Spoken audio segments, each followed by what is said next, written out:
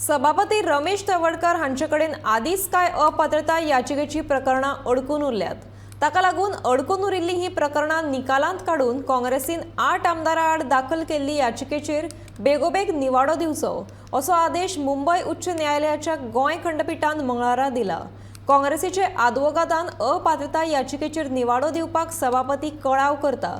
ह्या प्रकरणाचेर जाता तितल्या बेगीन निवाडो दिवचो अशी मागणी न्यायालयान लावन धरिल्ली।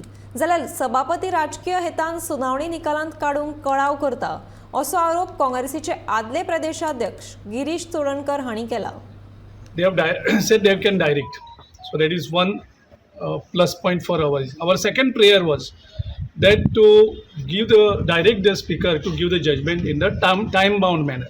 We never prayed for a specific days. We referred the Manipur judgment, and accordingly we had requested the Honorable High Court to give the direction to the speaker. And we are happy today that one thing is that the Honorable High Court has can direct the speaker.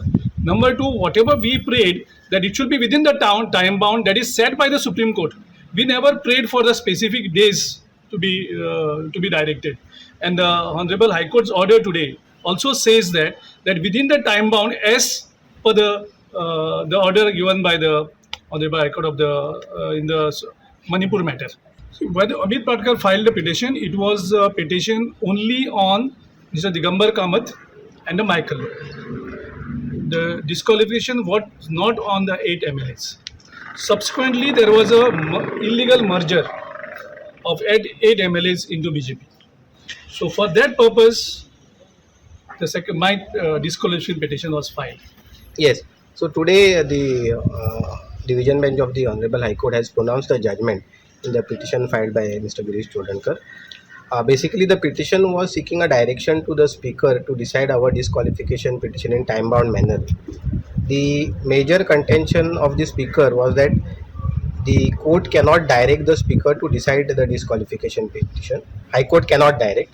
Today in the judgment, the Honorable High Court has held that in terms of the law laid down by the judgment of the Supreme Court in Kesham Chandra, which is binding on the High Court, the speaker acts as a tribunal, and therefore the Honorable High Court can direct the speaker to decide the petition, and that has to be decided within reasonable time.